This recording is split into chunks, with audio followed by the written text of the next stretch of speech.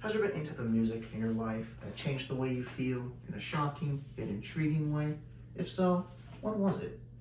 Could it be rock music, hip hop music, rap music, soundtracks, or just music, or just simple notes from a musical instrument?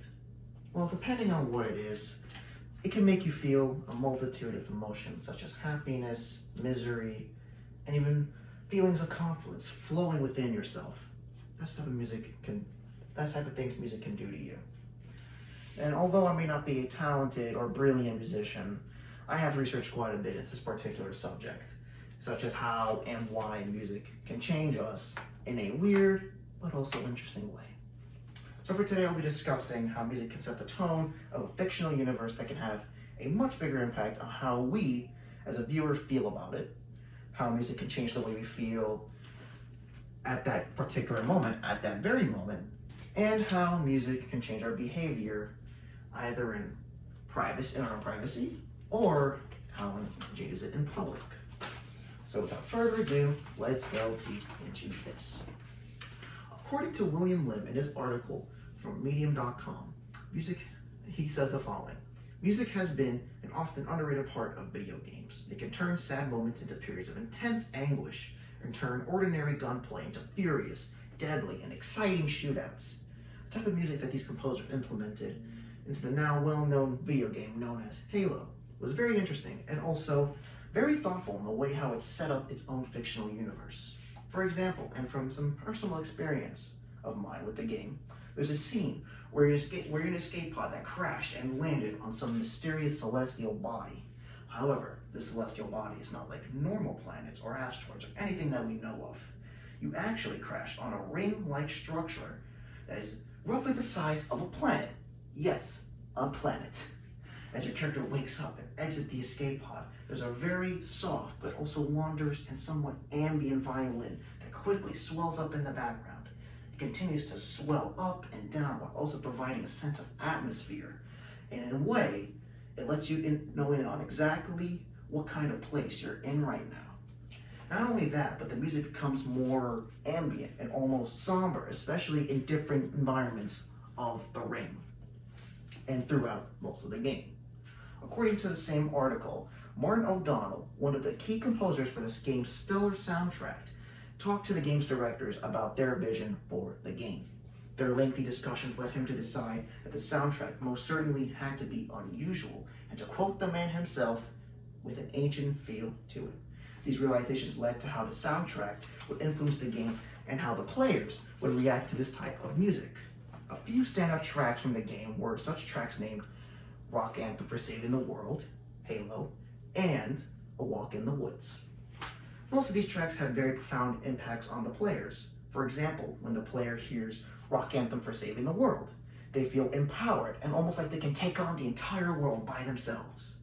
However, when the player hears a track like A Walk in the Woods, some players would start to have that feeling of being small in such a large, mysterious world while walking through the natural environments of the planet-sized ring. Now this all may seem very intriguing and definitely interesting, but now let's shift to how music can change your emotions to a certain degree. According to Professor Heshmat in his post for psychologicaltoday.com, he states the following: positive emotions dominate musical experiences. Pleasurable music may lead to the release of neurotransmitters associated with reward, such as dopamine. Listening to music in an easy way to alter mood or release stress. People use music in their everyday lives to regulate, enhance, and diminish undesirable emotional states such as stress or fatigue. So in a way, our emotional reactions to music is mostly caused by a chemical reaction within our heads. Dopamine would be released as a part of a chemical reaction within our brains so that we can process the music we hear and be able to formulate some kind of response in an emotional way. He even later states the enjoyment of music appears to involve the same pleasure center in the brain as other forms of pleasure, such as food, sex, and drugs. Yeah, I know, drugs. Evidence shows that an aesthetic stimulus such as music can naturally target the dopamine systems of the brain that are typically involved in highly reinforcing and addictive behaviors. So as you just heard, music can have the same pleasurable effect like other previously stated factors. It really does make us wonder if music really is addictive and hooks us into kind of like what happens if someone were to get addicted to drugs and take them solely for the pleasure aspect of it all. Not only that, but music can even trigger synchronized movements along with the music. Professor Heshmat says that in his post that music can often create a strong action tendencies to move in coordination with the music we're currently listening to. It really does seem that music can have all sorts of different effects on not just our brain, but also the way we move our bodies.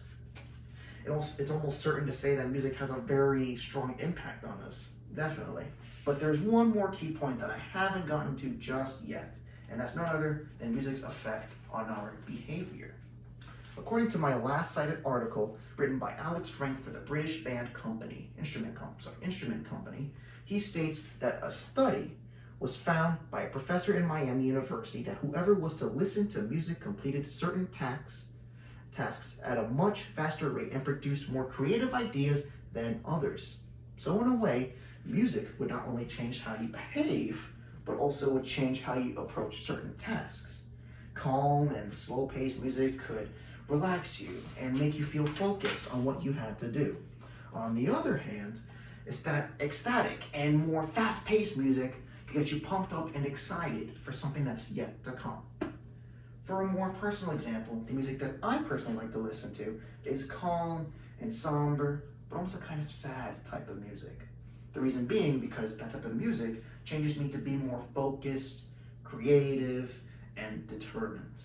Every time I listen to this type of genre of music, I'm always working on anything that would be due for a class, and I would finish in short time. Music can have all sorts of different effects on us, as we, in a way, use music to sort of narrate how we feel and how we behave. However, music can make us feel these things because whenever we would listen to a piece of music that would resonate with us on a deep emotional level. Happiness, sadness, depression, and even wonderment. All of these things can be felt through music. Later in this article, he states that a survey was conducted and that 73% of workers were more productive when background music was being played. 65% of businesses say music in the workplace makes them more productive. Music overall affects us from being productive in a work environment to feeling emotions and having all sorts of behaviors, all due to instruments playing all together to form a piece of music that translates from sound to emotion. So in conclusion, like all different forms of music, eventually it all comes to an end. Music as a whole can have a surprising effect on people, no matter what type it is, whether they're songs or maybe even official soundtracks from movies, shows, or even video games. They all have different, but nonetheless intricate and yet beautiful outcomes as to how we respond to them. Now, the next time you listen to a piece of music that you like, remember how you feel when you listen to it. Take into account as how it changes you, and finally, enjoy the feeling that it gives you.